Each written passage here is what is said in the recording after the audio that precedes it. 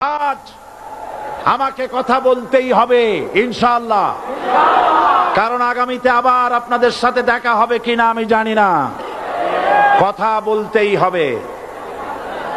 বসেন, কেউ দাঁড়িয়ে থাকবেন না। আমি দেখতে পাচ্ছি বাংলাদেশের ভাগ্য আকাশে উত্তর গগনে কালো মেঘ জমা হয়েছে, ঝড়ের পূর্বাভাস লক্ষ্য করছি। যদি মোকাবেলা করতে না পারেন সক্ষম ভাবে, এমন অন্ধকার গাঢ় কালো অমাবস্যার রাত আসতে পারে যার সুবে সাদেক হওয়া অসম্ভব। সুতরাং আপনারা কি কাপুরুষের মতো কাফের মুশরিকদের গোলামি করে মরতে চান? বিড়ালের মতো 500 বছর বেঁচে থাকার কোনো লাভ নাই। সিংহের মতো 1 ঘন্টা বাঁচতে চাই। আমাদেরকে বলা হয় সাম্প্রদায়িক উস্কানিমূলক কথা নাকি আমি বলি। পত্রপত্রিকা দিছে না তারা? সাম্প্রদায়িক উস্কানি কথা, সাম্প্রদায়িক উস্কানিমূলক কথা বলি। সেই জন্যই বোধহয় শত শত মুসলিম আমাদের কাছে এসে মুসলমান হয়। মানুষে আর বোকা বানানো যাবে না। যাবে কি? আর বোকা বানানো যাবে? তারপর বলছে কি, এরপরে বলছে আমাকে বলছে রাজাকার। শুনে রাখো চট্টগ্রামের লক্ষ লক্ষ জনতা, পার্লামেন্টে যখন আমাকে এই কথা বলা হয়েছিল, আমার পার্লামেন্টের কলিগ জাফরুল্লাহ চৌধুরী সাহেব বসে আছেন এখানে, হ্যাঁ, জাফরুল ইসলাম চৌধুরী বসে আছেন পাশে, প্রধানমন্ত্রী সুদ্ধা, অন্তত 3 শতাধিক পার্লামেন্টের সম্মানিত সদস্যরা সেদিন বসা। 1997 সনের বাজেট বক্তৃতা যখন আমি করতেছিলাম, ডক্টর কুদরতে খোদা, নাম রাখছে কুদরতে খোদা, আসলে গজবে খোদা। এই লোকটি নাস্তিক, ইসলামের চূড়ান্ত দুশমন।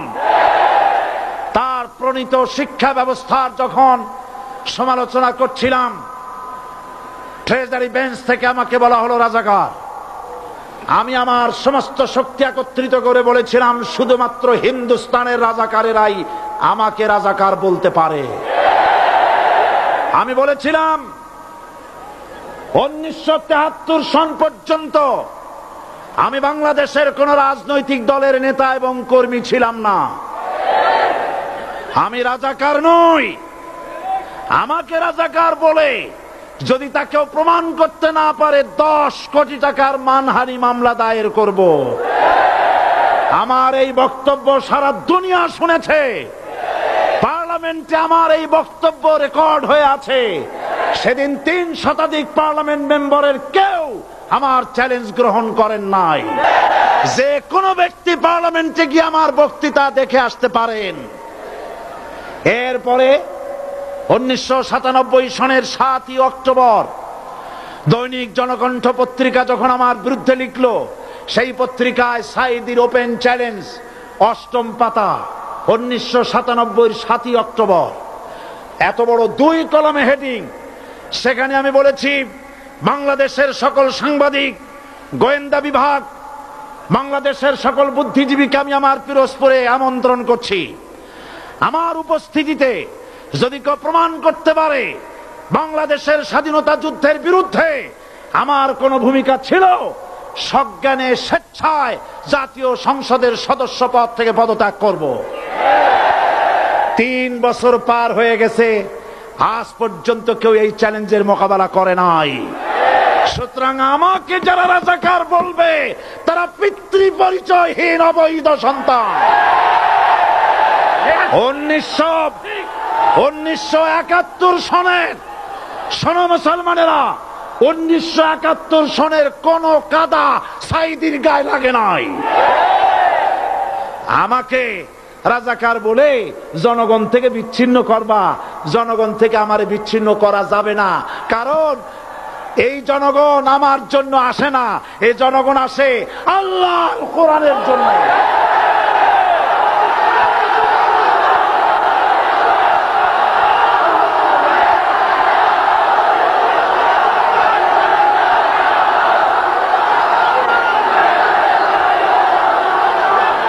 আজকে আর যারা ইসলামের কথা বলে, তারাই রাজাকার, তারাই মৌলবাদী। মৌলবাদী বললে আমরা অসন্তুষ্ট হই না, কারণ মৌলবাদী শব্দটা আসছে মূল থেকে। মৌল শব্দ এসেছে মূল থেকে। মূলবাদী তার মানে যারা মূলে আছে। মূল হলো কোরআন, মূল হলো হাদিস, মূল হলেন আল্লাহ, মূল হলেন আল্লাহ রসুল। আমরা আছি মূলে। এখন বলেন তো মূলের শক্তি বেশি না আগার শক্তি বেশি? আমাদের যারা মৌলবাদী বলে ওরা হলো আগাবাদী। মূলে আছে কত কোটি? 12 কোটি। মূলে আছে কত কোটি? আর আমাদের যারা মৌলবাদী বলে ওই থাকো গাছের আগায়, আমরা মূলে। লাভালাভি বেশি করবা না, 12 কোটিতে গাছের গোড়া আসতে নানা দেবে, মামু বাড়ি দিল্লি গিয়ে পড়বা, বাংলার জমিনে জায়গা হবে না। এ কথা বিশ্বাস করো। বাংলাদেশের মুসলমানদের শরীরে এক বিন্দু রক্ত থাকতে শয়তানের তৈরি করা ধর্ম নিরপেক্ষ মতবাদ বাংলার জমিনে কায়েম হতে দেওয়া হবে না, হবে না।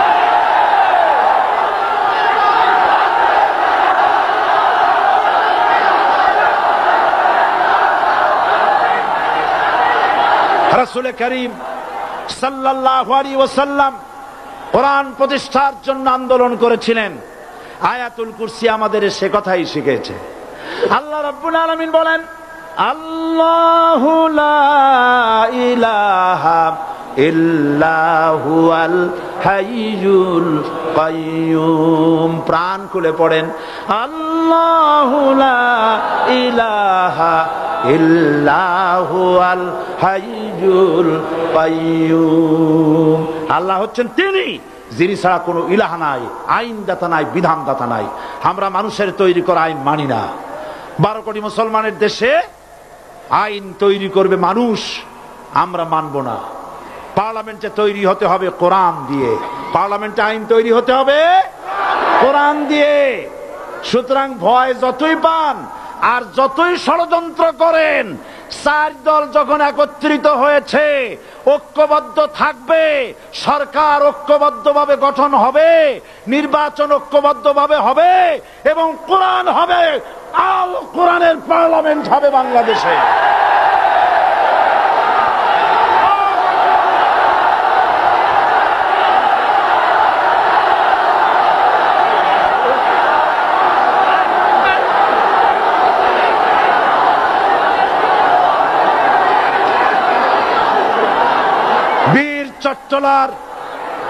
বীর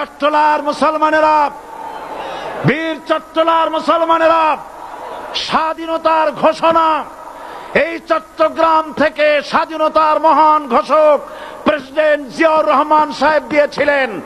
এই চট্টগ্রাম থেকেই ইসলামী রাষ্ট্রের ঘোষণা হবে।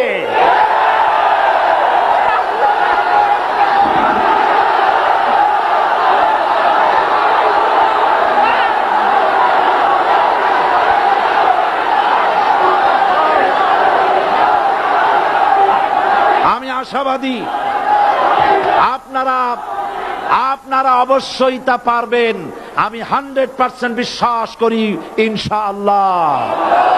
কারণ যে ষড়যন্ত্রের মোকাবেলা করে স্থানীয় রাজনৈতিক দলের নেতৃবৃন্দ কোরআনের মাহফিল সিনায় এনেছেন, আমি প্রথম দিনেই বলেছি চট্টগ্রাম তাফসিরুল কোরআন মাহফিল কোন রাজনৈতিক দলের প্রতিনিধিত্ব করে না। এটা কোন জামাত শিবিরের একক সম্পদ নয়, এটা চট্টগ্রামের মুসলমানদের কলিজার টুকরা তাফসিরের মাহফিল। সুতরাং এই মাহফিল চট্টগ্রামে থাকবে ইনশাআল্লাহ কিয়ামত পর্যন্ত। 144 ধারা 288 হয়ে গেছে। ষড়যন্ত্র পায়